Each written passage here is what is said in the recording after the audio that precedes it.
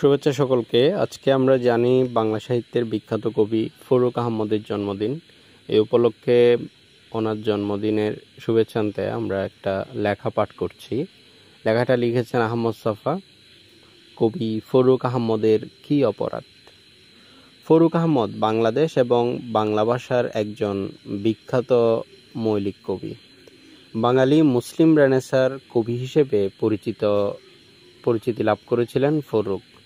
তার কবিতায় বাংলার অধঃপতিত মুসলিম সমাজের পুনর্জাগরণের অনুপ্রেরণা প্রকাশ পেয়ে বিংশ শতাব্দীর এই কবি ইসলামী ভাবধারার বাহক হলেও তার কবিতা প্রকরণ কৌশল, শব্দচয়ন এবং বাক প্রতিমার অনন্য বৈশিষ্ট্যে সমুজ্জ্বল। আধুনিকতার সকল লক্ষণ তার কবিতায় পরিব্যাপ্ত। রোমান্টিকতা থেকে আধুনিকতায় উত্তরণের ধারাবাহিকতায় ফরুক আহমদের সৃষ্টিশীলতা মৌলিক বলে সর্বজন স্বীকৃতি পেয়েছে। তার ৯৬তম জন্মবার্ষিকী উপলক্ষে বিখ্যাত বুদ্ধিজীবী ও কথাসাহিত্যিক আহমদ ছফার এই লেখাটি পুনরায় প্রকাশ করা হলো। খবর পেয়েছি বিনা চিকিৎসায় কবি ফরুক আহমদের মেয়ে মারা গেছে। এই প্রতিবাদর কবি যার দানে আমাদের সাহিত্য সমৃদ্ধ হয়েছে, পয়সার অভাবে তার মেয়েকে ডাক্তার দেখাতে পারেনি, ওষুধ কিনতে পারেনি। কবি এখন বেকার। তার মৃত মেয়ের জামাই, যিনি এখন কবির সঙ্গে থাকছেন বলে খবর পেয়েছি, তারও চাকরি নেই। মেয়ে তো মারাই গেছে। যারা বেঁচে আছেন কি অভাবে, কোনো অবর্ণনীয় দুঃখ দুর্দশার মধ্যে দিনগুলো অতিবাহিত করছেন, সে খবর আমরা কেউ রাখিনি। হয়তো একদিন সংবাদ পাবো কবি মারা গেছেন অথবা আত্মহত্যা করেছেন। খবরটা শোনার পর আমাদের কবিতা প্রেমিক মানুষের কি প্রতিক্রিয়া হবে? ফরুক আহমদের মৃত্যু সংবাদে আমরা কি খুশি হব নাকি ব্যথিত হব? হয়তো ব্যথিতই হব, এই কারণে যে আজকের সমগ্র বাংলা সাহিত্যে ফরুক আহমদের মতো একজনও শক্তিশালী স্রষ্টা নেই। এমন একজন স্রষ্টাকে অনাহারে রেখে তিলে তিলে মরতে বাধ্য করেছি আমরা। ভবিষ্যৎ বংশধর আমাদের ক্ষমা করবে না, অথচ কবি ফরুক আহমদের মরার সমস্ত ব্যবস্থা আমরাই পাকাপোক্ত করে ফেলেছি। আমরা তার চাকরি কেড়ে নিয়েছি, তার জামাই এবং অন্যান্য আত্মীয় স্বজনদের সৎভাবে পরিশ্রম করে বাঁচবার রাস্তা বন্ধ করে দিয়েছি। রাস্তাঘাটে কবির বেরোবার পথ বন্ধ করে দিয়েছি। প্রয়োজনীয় সবগুলো ব্যবস্থা গ্রহণ করতে আমরা ত্রুটি রাখিনি। কবি ফরুক আহমদকে আমরা এত সব লাঞ্ছনার মধ্যে ফেলেছি, তার কারণ তো একমাত্র কবিতাই। ফরুক আহমদের একমাত্র অপরাধ, তিনি একদা পাকিস্তানের সপক্ষে কবিতা লিখেছেন। তার কবিতার একটি বিশেষ জীবন আদর্শ, দুষ্ট লোকের ভাষায় ইসলামী জীবন আদর্শ। এখন কথা হলো, তখন কি পাকিস্তানের সপক্ষে কবিতা লেখা অপরাধ ছিল? আমরা যতটুকু জানি, পাকিস্তান এবং ইসলাম নিয়ে আজকের বাংলাদেশে লেখেননি এমন কোনো কবি সাহিত্যিক নেই বললেই চলে। অন্য অনেককে বাদ দিয়েও কবি সুফিয়া কামালের পাকিস্তান এবং জিন্নার উপর নানা সময়ে লেখা কবিতাগুলো জড়ো করে প্রকাশ করলে সঞ্চয়িতার মতো একখানা গ্রন্থ দাঁড়াবে বলেই আমাদের ধারণা। অথচ ভাগ্যের কি পরিহাস, কবি সুফিয়া কামাল বাংলাদেশের সাংস্কৃতিক প্রতিনিধি হয়ে মস্কো, ভারত ইত্যাদি দেশ সফর করে বেড়াচ্ছেন, আর ফরুক আহমদ রুদ্ধতার কক্ষে বসে অপমানের লাঞ্ছনায় মৃত্যুর দিন গুনছেন।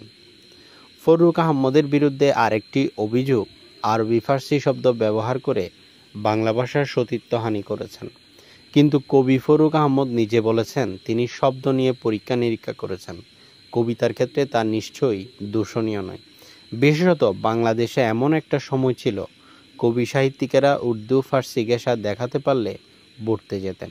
তাদের অনেকে এখন বাংলাদেশ সরকারের গুরুত্বপূর্ণ পদে আসীন রয়েছেন। তাছাড়া ইংরেজি, জার্মান, সংস্কৃত ইত্যাদি ভাষা নিয়ে যারা পরীক্ষা নিরীক্ষা করে কবিতা, গল্প লিখতে চেষ্টা করেছেন, তাদেরকে সে সকল রচনার জন্য পুরস্কৃত করতেও আমাদের বাধছে না। ও সমস্তের ফলে যে বাংলা ভাষা সমৃদ্ধ হচ্ছে, সত্যিকার অর্থে সে বিচার কে করবে? অথচ অন্য কবি সাহিত্যিক সকলে বাইরে রয়েছেন, কিন্তু শাস্তি ভোগ করছেন একা ফরুক আহমদ। এ কেমন ধারা বিচার? ফরুক আহমদের বিরুদ্ধে যে দুটি উল্লেখযোগ্য নালিশ রয়েছে, সেগুলো হলো তিনি রবীন্দ্রনাথের বিরুদ্ধে 40 জন স্বাক্ষরকারীর একজন, তিনি সশ্রদ্ধ পাকিস্তানকে সমর্থন করেছেন, কিন্তু স্বাক্ষরদানকারী 40 জনের অনেকেই তো এখনও বাংলাদেশ সরকারের বড় বড় পদগুলো অলঙ্কিত করে রয়েছেন। কিন্তু ফরুক আহমদকে একা কেন শাস্তি ভোগ করতে হবে? পাকিস্তানের সমর্থক ছিলেন না কে? আজকের বাংলাদেশের প্রধানমন্ত্রী অর্থাৎ শেখ মুজিব স্বয়ং তো একসময় পাকিস্তান আন্দোলনে উল্লেখযোগ্য ভূমিকা পালন করেছিলেন। 7ই মার্চের পূর্ব পর্যন্ত তিনি পাশাপাশি জয় বাংলা এবং জয় পাকিস্তান শব্দ দুটো উচ্চারণ করেছিলেন। তাহলে ফরুক আহমদের অপরাধটা কোথায়? বলা হয়ে থাকে ভারত পাকিস্তান যুদ্ধের সময়ে তিনি অনেক বেশি সাম্প্রদায়িক বিষোদ্গার করেছিলেন।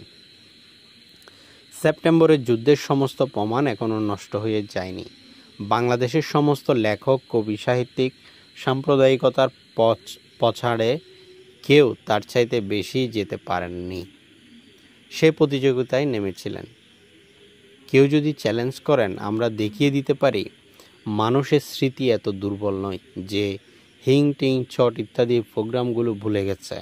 ওই সমস্ত প্রোগ্রাম যারা করেছে, সংস্কৃতির সেই সকল কলমদারি গুন্ডারা বাংলাদেশে বুক চিতিয়ে শিক্ষা সংস্কৃতির আসন দখল করে আছে।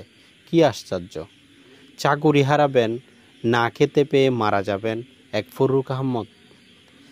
এত সব দোষের মধ্যেও ফরুক আহমদের কতিপয় গুণের কথা আমরা না উল্লেখ করতে পারছি না।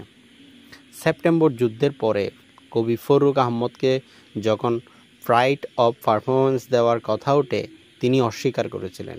আমরা শুনেছিলাম তিনি বলেছিলেন একজন কবির ক্ষমতাদর্পীর হাত থেকে নেওয়ার কিছুই নেই।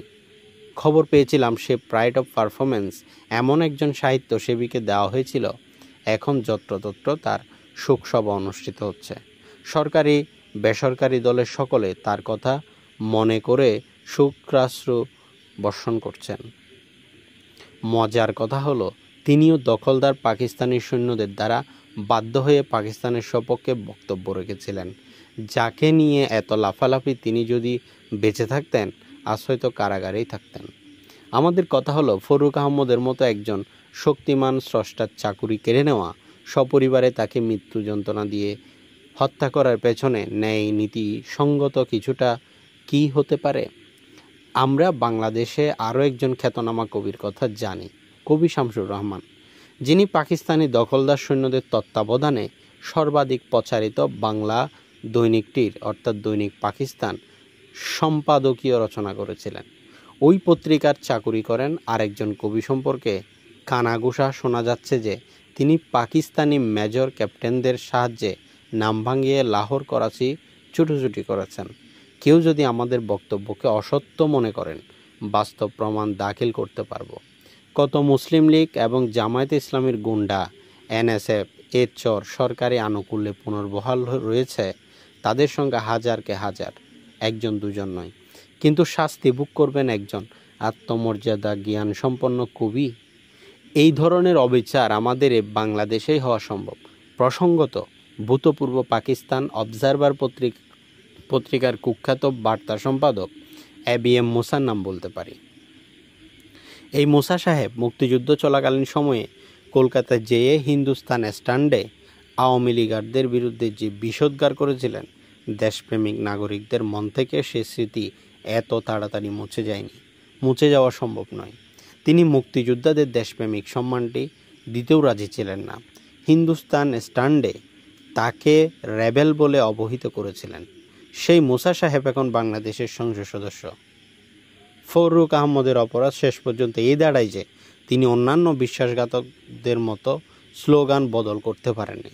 সৎকবিরা অনেক সময় ধর্তায় বুলিতে গা ঢেলে দিতে পারেন না, সেটাই তাদের একমাত্র অপরাধ। কবি ফরুক আহমদও এই একই অপরাধে অপরাধী।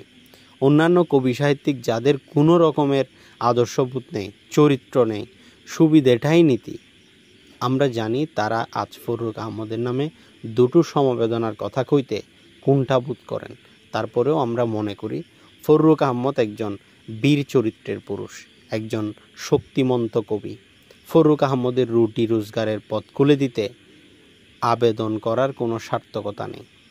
কেননা ABM মুসা সাহেবের মতো মানুষেরা, এই সরকারের সংসদ সদস্য, হিটিং ছটের কলমধারী গুন্ডারা এই সরকারের সাংস্কৃতিক মন্ত্রণাদাতা। তাদের যদি বিবেক থাকতো, যদি সাহিত্য এবং সাহিত্যিকদের প্রতি প্রেম থাকতো, কবি ফররুখ আহমদের মেয়ে বিনা চিকিৎসায় মারা যেত না। কবিকে বৃদ্ধ বয়সে উপোস করতে হতো না। আমরা ফররুখ আহমদকে বাঁচাবার জন্য, তার পরিবারকে বাঁচাবার জন্য, ফররুখ আহমদ সাহায্য তহবিল গঠন করার জন্য কবির অনুরাগীজন এবং দেশপ্রেমিক, সংস্কৃতিপ্রেমিক জনগণের কাছে আবেদন রাখছি।